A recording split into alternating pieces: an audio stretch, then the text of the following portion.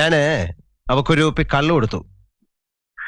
എന്റെ സ്വകാര്യ സുഖങ്ങളിൽ ചൊറിയാൻ വരരുന്ന് മകളോട് പറഞ്ഞേക്കണം. അച്ഛനും. തോമസ് ചാക്കോ അല്ല,